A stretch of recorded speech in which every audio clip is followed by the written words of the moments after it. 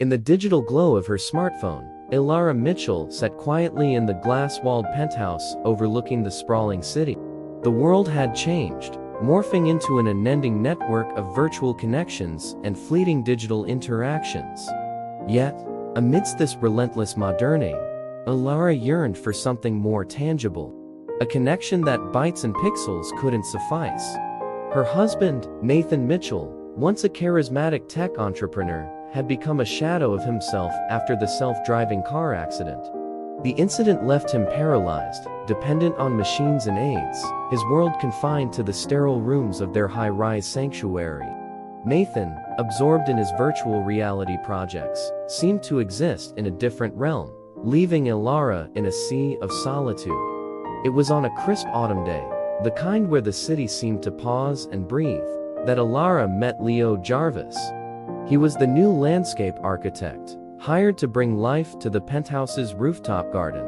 Leo was everything the digital world wasn't. Earthy, passionate, and intensely real. His hands, always soiled from the soil he tended to, spoke of a life lived in harmony with the rhythms of nature. Their conversations, initially revolving around plant species and garden designs, gradually peeled away the layers of mundanity. Elara found in Leo a listening ear and a heart that echoed her own desires. The garden project, once just another task in her calendar, became a refuge, a secret world where she and Leo could explore the depths of their connection. As autumn leaves gave way to winter's frost, Elara's relationship with Leo deepened, challenging her notions of loyalty and fulfillment. In Leo's embrace, she discovered an elemental passion, a stark contrast to the sanitized affections she shared with Nathan. Yet, with each stolen moment, the fear of discovery loomed, threatening to shatter the fragile balance of her life. In the heart of a city powered by technology, Elara's affair with Leo was a defiant dance amidst the algorithms and avatars. A testament to the enduring power of human connection in an increasingly disconnected world.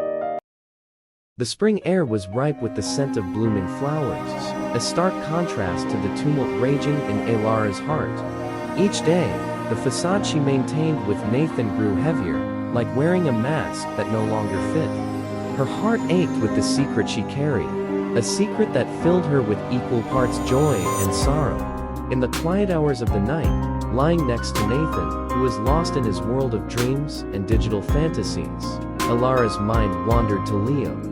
She remembered his laughter echoing through the garden, the warmth of his touch, the depth of his understanding. With Leo, she felt alive, vibrant, and free. But in the light of day, the reality of her situation was a relentless reminder of the complexity of human emotions and relationships.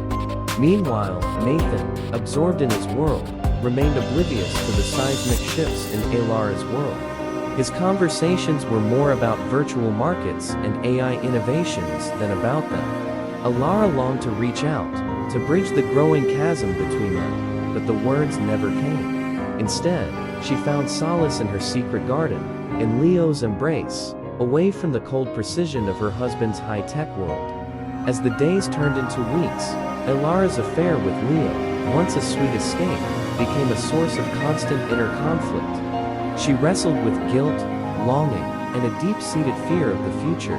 The thought of leaving Nathan, with his fragile health and emotional distance, seemed impossible. Yet, the thought of a life without Leo now unthinkable. It was on a rainy afternoon, the city's hustle muted by the pitter-patter of raindrops, that Elara's world came crashing down. Nathan, unexpectedly returning home early from a business trip, walked into the penthouse to find Elara and Leo together, their intimacy impossible to hide. The look on Nathan's face, a mix of hurt, betrayal, and disbelief, pierced Elara's heart. Words failed her as she stood there, caught in the act that she had so desperately wanted to keep hidden.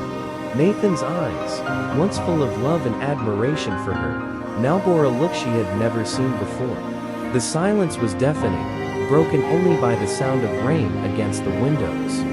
Leo, sensing the gravity of the situation, quietly excused himself, leaving Elara to face the consequences of her choices. Nathan, Elara's voice trailed off, the words sticking in her throat. Nathan held up his hand, stopping her mid-sentence. "I don't need your explanations, Elara," he said quietly. "I think I've seen enough."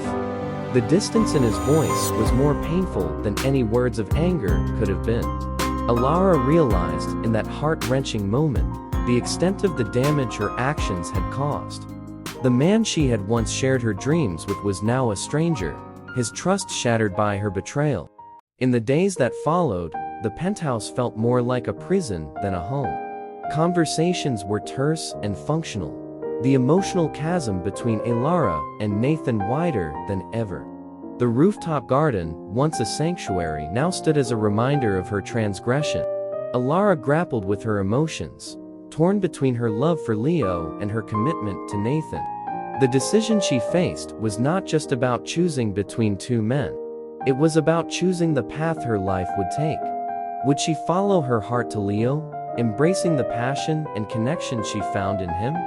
Or would she stay with Nathan, trying to mend the broken pieces of their life together? As the seasons changed and the garden bloomed and withered, so did Elara's inner turmoil. She knew that whatever choice she made, the consequences would shape the rest of her life.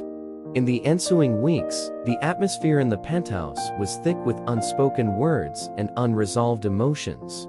Nathan, once a vibrant presence, became more withdrawn. His interactions with Elara minimal and mechanical. The chasm between them, widened by betrayal, seemed insurmountable. Elara, meanwhile, wrestled with her conscience. The joy she found in Leo's arms was now overshadowed by the guilt of her betrayal and the pain she had caused Nathan. She realized the gravity of her actions, the ripple effect that had altered the course of their lives. Amidst this turmoil, Elara sought solace in her work, immersing herself in projects and meetings, trying to find a sense of normalcy. But the escape she sought was elusive. Her thoughts invariably drifted back to Nathan and Leo, the two men who had defined her world in such contrasting ways. Leo, respecting her situation, kept his distance, though his absence was a constant ache in her heart. Their brief encounters were now laden with a bittersweet longing, a silent acknowledgement of the complex web they had woven. As the days turned into months, Elara noticed subtle changes in Nathan. He began to take a renewed interest in the world around him, his interactions with her becoming less strained. It was as if the shock of discovering her affair had jolted him out of his digital cocoon, reminding him of the life they had shared. One evening, as they sat on the balcony overlooking the city lights, Nathan turned to Elara with a vulnerability she hadn't seen in years. "I've been thinking a lot about us, about everything that's happened," he began, his voice hesitant. "I know I've been absent, lost in my own world. I'm sorry for not being the partner you needed." As winter's chill wrapped the city, Elara found herself more entangled in this clandestine affair.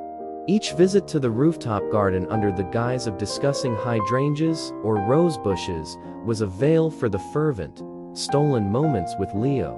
The garden, once barren, bloomed under his care, a metaphor for the awakening she felt within her.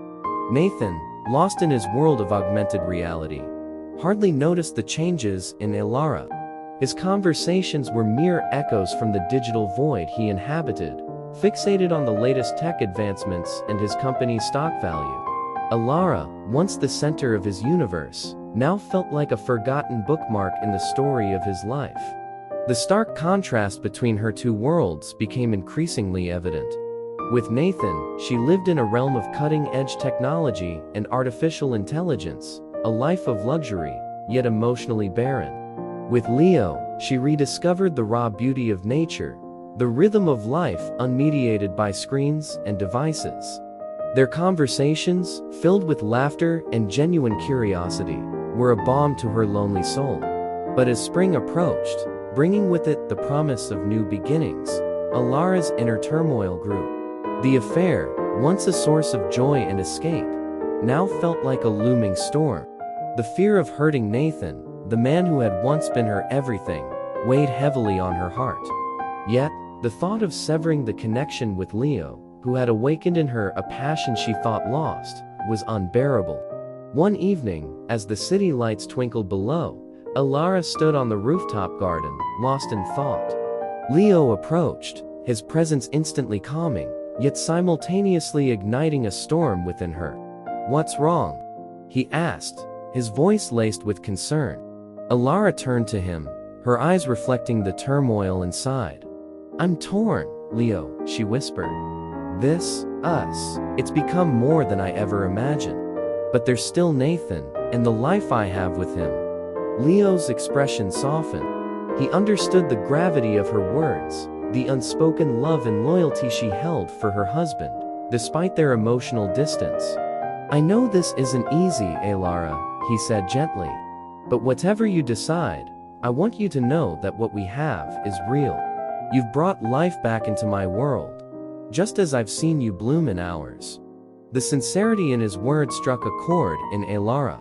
Here, in this Garden of Eden they had created amidst the concrete jungle, she found a love that was as beautiful as it was forbidden. Yet, the reality of her situation was like a cold wind, threatening to extinguish the flame that had ignited between them. Elara's heart ached at his words, a mix of relief and sorrow washing over her. "Nathan, sorry too," he replied, her voice tinged with regret. "I never wanted to hurt you. I was just so lonely, and Leo, he was there when I needed someone." They sat in silence, the weight of their confessions hanging in the air. It was a moment of reckoning, a chance to confront the truths they had both avoided. In the weeks that followed, Elara and Nathan slowly began to rebuild their relationship. It was a process fraught with challenges, as they navigated the hurt and betrayal that had marked their recent past. Yet, there was a newfound determination between them, a willingness to work through their issues and rediscover the love that had once bound them together.